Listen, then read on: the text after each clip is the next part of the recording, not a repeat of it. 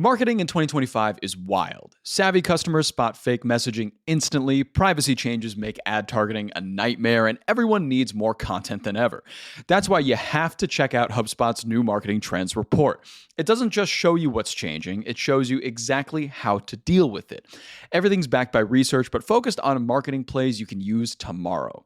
You ready to turn marketing hurdles into results? Go to clickhubspot.com/marketing to download it for free. Good morning, everybody. Today is Friday, April 4th. I'm Jon Weigell here with Kristen Hawley, and this is the Hustle Daily Show.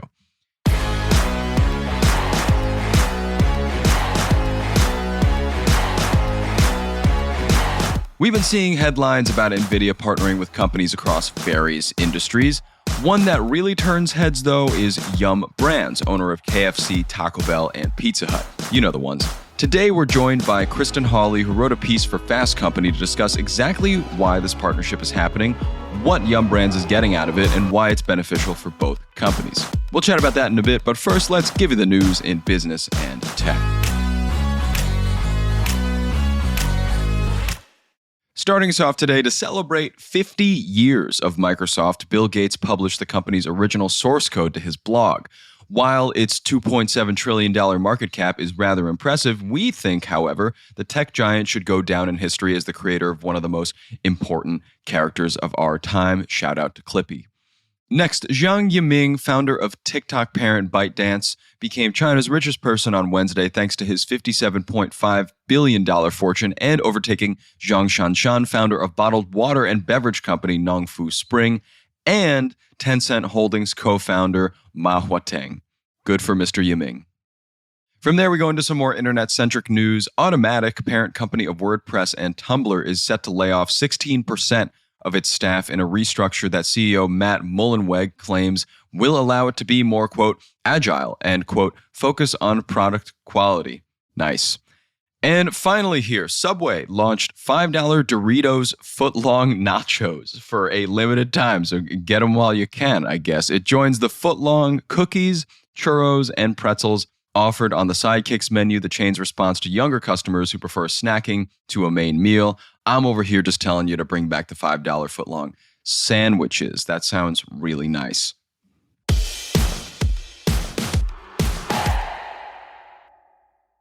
So, if you're listening to this podcast, you are more than likely thinking about business ideas. Every entrepreneur has a million ideas vying for attention in their brain, and there's probably that one idea you can't stop thinking about. You know, the one that came to you at 2 a.m. that you got up and wrote down somewhere.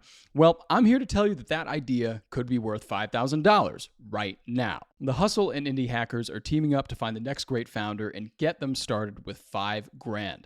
All you got to do is record a 60-second video pitch telling us your business idea, how it makes money, and why it's awesome. One winner gets $5,000 cash plus promotion to millions of Hustle readers. Make sure you enter by April 4th at thehustle.co/bigbreak.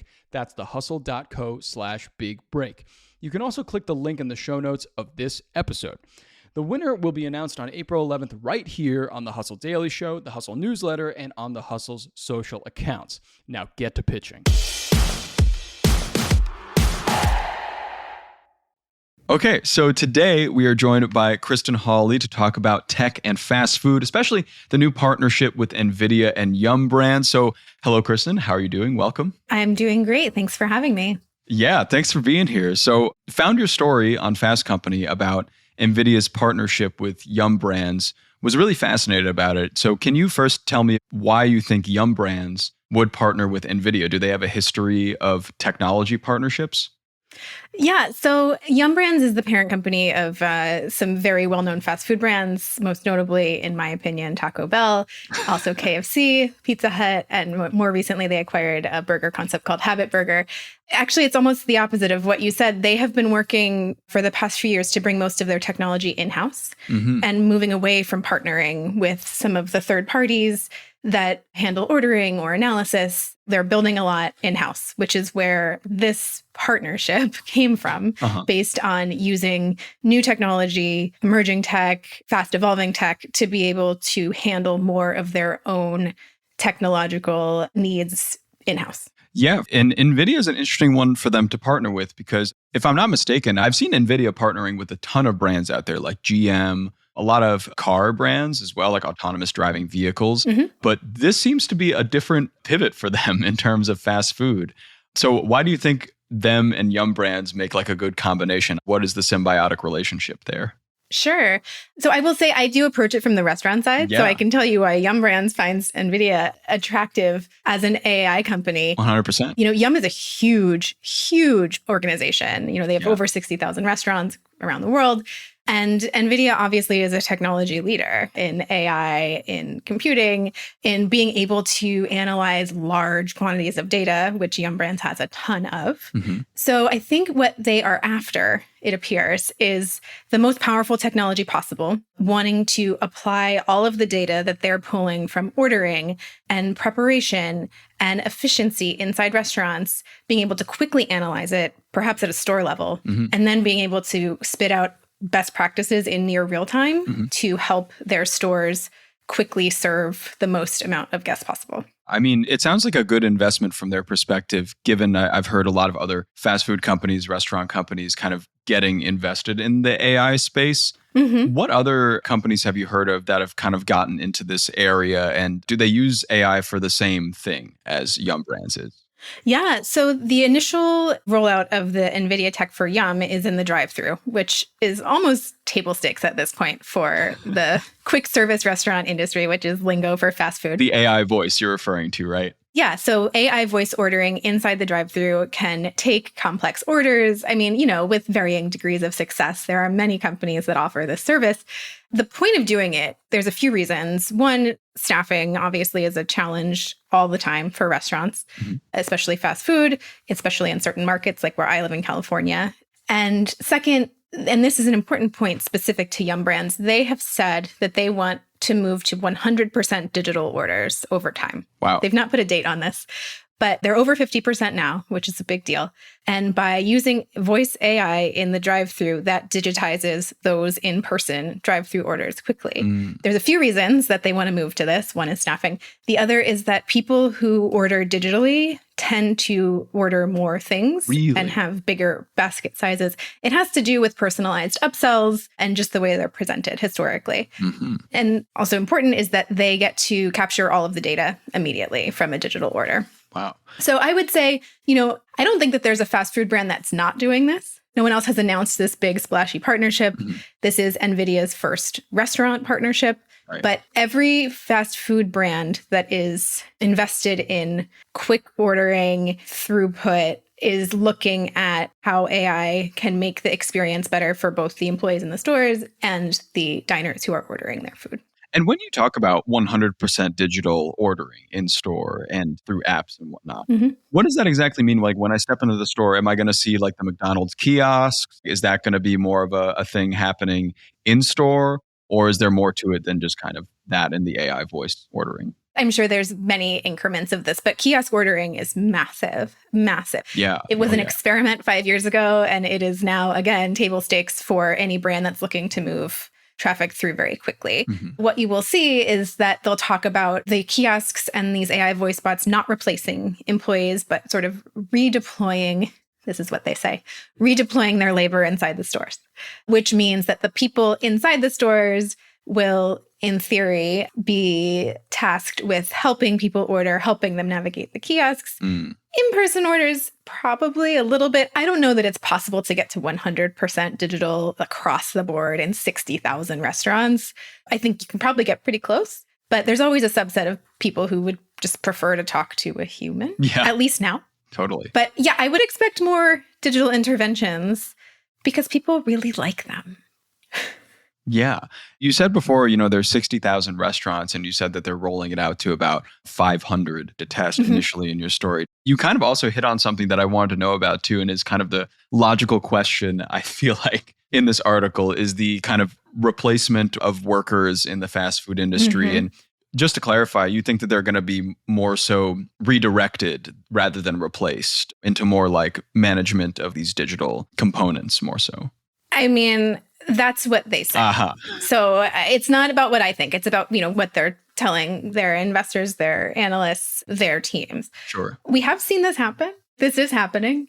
And I think that it is changing the nature of work in quick service restaurants, which is, a transitional industry. Like you very rarely have a lifer at one of these restaurants. And I think that they being the large brands that run them, are wise to this and trying to make sure that the employment experience is more manageable and more exciting for the people that are working there. Yeah. So do I take them at their word? Yes, I do. Mm-hmm. We'll see, obviously, what happens. I can say I have heard anecdotally, not just from Yum, but from restaurant brands who are deploying more tech in their restaurants, that their employees are happier. Mm-hmm. They're excited about new tech. They are excited to have tools to help them manage the flow of customers and the flow of orders, and have tools that tell them, what to do at what time. It just makes the experience a lot better. So using AI to analyze every transaction and every move in a restaurant is probably a good deal for most of the people that work in them. Yeah, it seems like an exciting time for people in management and people that are overseeing these restaurants, and they can actually see very plainly how much traffic their restaurant gets. I'm assuming it's like a big boon for a lot of restaurants out there. Do you think we'll see every fast food chain, or even going to fast casual restaurants, do you think every type of restaurant will eventually adopt something like this? I think that they'll adopt something like this. I think a nice thing about really powerful AI technology is that it's very flexible and it can be applied in so many different ways. This is not a one-size-fits-all thing. So, you have Yum brands talking about throughput and digital orders and all of these things that mean just fast, accurate, and good. I think that you'll see maybe in fast casual or just different fast food brands applying it in ways that help their own business. If there's a bad experience for the diner, they're not going to come back. Right. So I'm not saying that this is going to become some faceless transaction. I think that every brand will be able to apply this kind of technology to ways that suit their business and their needs. But yeah, 100%. If a restaurant isn't looking at this, they're behind. Right. Yeah, I mean, as long as I can go to Taco Bell and get a Crunchwrap Supreme, I really don't mind, I guess. 100%. You don't mind if you're talking to a robot in the drive-thru? No, not at all. Give me a Crunchwrap Supreme, give me a cheesy gordita crunch, and I'm on my way. Yeah, and it's going to come faster and it's going to be more accurate, and They're going to know that it's you that's ordering it. And when you come back, maybe they'll suggest it to you again. That sounds crazy, but like a lot of fun. But thank you very much, Kristen. It's been great chatting with you. Thank you for your insight, and hope to have you back sometime. Anytime. Thank you. Thank you.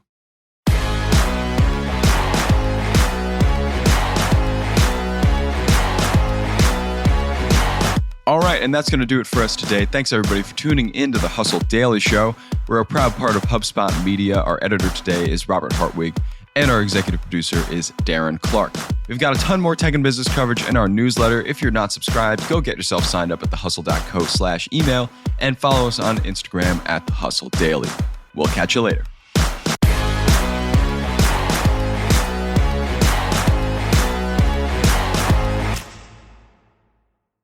Hey, everybody. I've been listening to this awesome podcast lately. You know it. You love it. My First Million, hosted by Sam Parr and Sean Puri, is brought to you by the HubSpot Podcast Network, the audio destination for business professionals. My First Million features famous guests like Alex Hormozi, Sophia Amoruso, and Hassan Minaj, sharing their secrets on how they made their first $1 million and how to apply their learnings to capitalize on today's business trends and opportunities. Talk about somebody that's really in the now. They had on Mr. Beast recently, and Mr. Beast talked about his origin story and how he made his first $1 million and how you can make anything go viral if you really try to do it, which is a great listen. So I would definitely recommend checking it out. You can catch all the recent episodes whenever you want, and you can listen to My First Million wherever you get your podcasts.